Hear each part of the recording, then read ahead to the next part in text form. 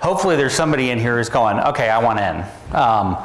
I have seen that there's tools and development tools available. I've seen a lot of the technology that's there. I'm starting to see how people are putting this together. So how do I actually get in on this? How do I learn more about persistent memory? What are the things that I can do with it, and how do I put it, and how do I put this all into place? Well, we alluded to it earlier this morning. It was about a year ago, I should say 13 months ago, Jim Pappas called me up and say, hey Jim, and he said, hey Jim Pfister, I want to buy you your favorite beer. For reference, my favorite beer is the one somebody buys me. So that's a hint, just in case. And he asked me if I'd come in and help organize a lot of the tools and the things that are going on. You know, Andy's been putting together a seriously good set of tools. He's got a great team working for him. The book that's coming out is phenomenal. I would certainly encourage you to pass that far and wide for that. But we wanted to put it together, and we wanted to basically set some goals on what would we want to do with persistent memory. So as you're aware, there's already a consistent Windows and Linux architecture model. That's, you saw that in Andy's slides, that was years ago that we put it in. And there's a variety of open source tools and libraries. You've seen a lot of them today coming up. And there's a lot others that you haven't seen where you can go out and you can actually just Google persistent memory on blah. There's a good chance that there'll actually be different pieces and parts that are out there. But obviously we needed to focus on something from SNIA, and so we decided that we wanted to stick with the persistent memory development kit. As you saw this morning, it's a really good way to be able to get direct programming. You don't have to do a lot of the heavy lifting. It's already been done for you. And we felt that that would be the best way to be able to get people moving on this as much as possible. So last year, we effectively promised over the day of the Persistent Memory Summit that we were going to start evangelizing this a lot more. So first, we had a Persistent Memory Hackathon the day before the summit. We wanted to try it out. Had 20, 25 people, I think. It was a little nascent, but it was entertaining because it was Andy Rudolph and Stephen Bates. So you know, that always makes it easy. It happened at lunch, at the lunch the day of the Persistent Memory Summit. I actually sat down with Arthur SNIA, and we said, well, you know, we don't want to just do generic, we want to do specific. And so we hatched the idea of an NVDIMM programming challenge. We didn't announce it at the summit, but that was where the idea came up. We did briefly mention at the summit that we thought that there was room for another conference focused very specifically on experience around persistent memory development. So I think in the morning session, we kind of threw out, oh, there's a new conference we're thinking about, stay tuned. And we were at the time calling that persistent programming in real life. One of the P's is silent. Your guess as to which one is good. So we wanted to build that conference, and there is a non-volatile memory workshop, and that's great. It's an academic conference. It talks about hardware and software technologies around persistent memory. We wanted one that was a lot more, here's what we did and here's why it hurt, and is to make it experiential. And a couple of the presentations that you saw today were first formed for that conference. But that was what we said we were going to do. Okay, let's hack, let's challenge, and let's talk. So that was what we committed to, and it turned out pretty well.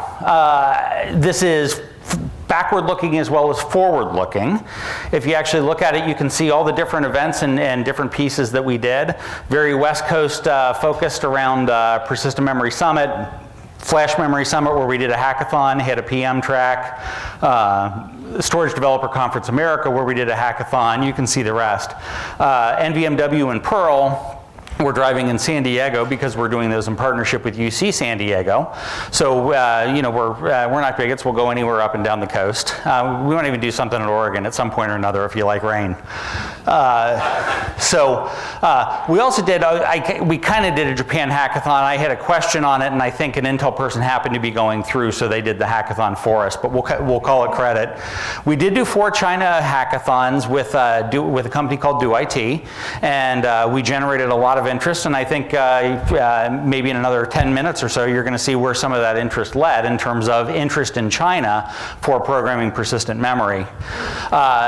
All ready for 2020. We've been doing the Persistent Memory Summit, of course, and the hackathon here. We do have a commitment at NVMW to do another hackathon. We do have a commitment to do another Perl conference. I didn't put that on the slide, but we are going to talk more about, oh yeah, I did. But we are going to, no I didn't, never mind. We are going to talk more about that. And we want to do more international conferences. China was fun. We want to focus elsewhere. So the next one that you'll see, in fact, February 4th, I don't see Alex in the room, Storage Development Conference Europe, which is actually in Tel Aviv, Israel, will feature a hackathon the day before. If you would love to go to the lovely city of Tel Aviv, you have an opportunity to attend a hackathon. If you know people that would like to go, then certainly direct them there. You can pick up flyers from the SNIA booth, and that's already available on the website. You can register there. And we are obviously looking at some other options. There is an SDC India. We're thinking about it, trying to figure out logistically how we can do it. There are some other international opportunities that we have. We'll continue to go. And in a minute, I'll actually talk about maybe some other ways that we can expand the reach. So all of that happens on site, but plus we've had entries in the SNIA blog. Perl has started up its own blog, and there's a lot of cross-posting. I'll say from the Perl conference, there's about half of the talks at Perl are actually available on YouTube. So you can search Perl Conference 19 on YouTube, and you get access to the speech that Pratap gave. There was an Exadata speech. It was given by somebody other than Ja, and several other really interesting talks. So I would certainly encourage you to go out and look at that. It's a great way to be able to see more about how people have have implemented persistent memory and what they found easy and what they found hard. So we're going to continue to do that work. Now, of course, the general question is, well, you know, hackathons sound really complex. Oh, where is it? There it is. Hackathons sound really complex. I don't know how easy it would be to figure this out. I want to show you that the interface that Andy developed for the hackathon is so easy that even the dumbest manager in the world can do it, although I will need my glasses.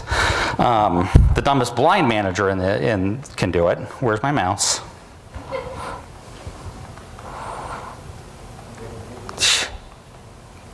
Can anyone see the mouse? Oh, there it is. That's why. Oh. Hang on. Well, never do demos with animals or children, so. Let me see.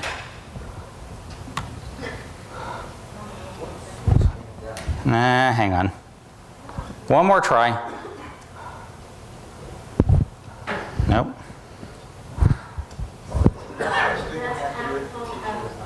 Never mind, come see it later. I tried. Trust me, it's fairly easy. It's a really nice web interface, and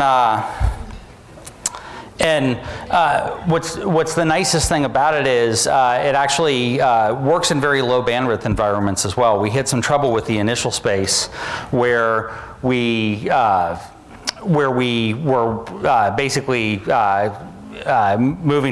shelling directly into the server, and everybody in there were just basically crashing the wireless bandwidth of your hotel, which is usually minuscule. So we actually moved to an environment where you do all the development in a browser page, and then it actually gets sent off to the server to compile and run. So it's a lot easier to develop, and you also don't have to know all the intricacies of VI or any other language that you'd normally find in the shell. So it's a nice way to go. If anybody else wants to see it, I'll show it on my laptop, or Andy's always happy to show it. Or more importantly, come to a hackathon. Let me talk about the NVDIMM programming challenge a little bit. Again, we were ambitious in saying we wanted to do it. My favorite way to do things at work is somebody go, well, what do you think would happen if we did this? And I go, I don't know, let's find out. So that's what we did with the NVDIMM programming challenge. We had to find compatible systems, we had to find some sponsors, we wanted to make sure that we had good opportunity to put it in, allow people to do some development, and then build some rules around, well, how do we review and develop the challenge? So it took us a little bit to get started.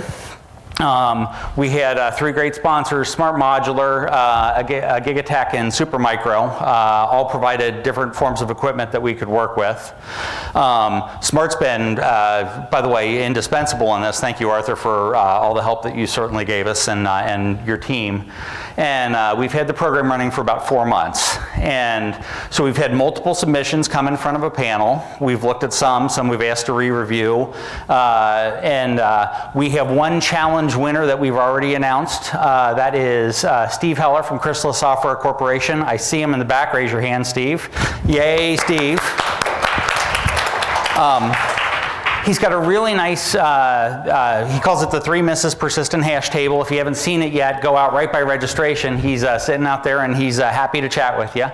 And you can see his submission. But what's really nice is it takes advantage of several things. We actually set some pretty strong criteria, and we wanted this to be able to very specifically be able to use things that were advantages of NVDIMM as opposed to just general persistent memory. But it was helpful if whatever work was done was available across all persistent memory. So can it run on NVDIMM as well as Optane? And so Steve did that and several other things, and that's why he's got a great submission. I encourage you to go see it and talk to him. He's a very engaging person. Now, this and other challenge winners, we're still accepting submissions. If you're interested, you'll see the email or anywhere in my presentation, PM Hackathon at SNIA.org. Just send an email there. We'll get you a login for the NVDIMM system, and you can participate in the challenge. We're going to probably run it through the first quarter. We're going to continue accepting submissions, and we'll do some follow-up blog posts, as well as if we get a couple of winners, we'll probably do a webcast just showing this is what normal people are doing with persistent memory. It's not impossible to work with. There's great tools, there's great opportunities out there, and so this is a good way to be able to show off that it's very easy to develop and run on this. So I talked about what we did in 2019. What are we going to do for 2020? We're going to continue with the hackathons. I already talked to you about a couple. We're looking at additional NVDIMM challenges, and we're also looking at potentially an Intel Optane programming challenge. There's a little bit that I'd like to see in place before that goes, so I think you're going to see that closer to the end of the year. But you can come to the hackathons, or if you really want to see a hackathon and you think that you've got some gravity, you think that you can pull some people in, pmhackathon@snia.org, let us know. We'll set up a host your own hackathon. You provide a venue. You might have to provide some sodas or something like that for a little bit, but we'll figure out how to get a team out to sit with you for a couple hours, show you how to do basic persistent memory programming, and get your team or your friends or anything that you want set up and run on programming persistent memory. We also want to continue, I said, we want to hack, but we also want to talk. So we want to do continued focus on expanding the conversation around persistent memory. So again, SDCME is going to have some wonderful presentations around that. You'll also see some of the new computational storage discussions that we're doing here in the organization formerly known as SSSI continue into SDC. NVMW, Perl in July. We will continue to post additional conferences and plans on the blog, so keep an eye out for that. but there's an opportunity to really get in on the conversation. Now, there are some more things that we in SSSI do, and what we want to do is also analyze. So we've hacked, we've talked, we want to think. And so we also want to focus on programming and analytics and what we can do to expand. Computational storage is in the organization now. They're building their spec. We're already involved in the conversations on how do we take a lot of the concepts that we're doing with persistent memory and bring that to computational storage.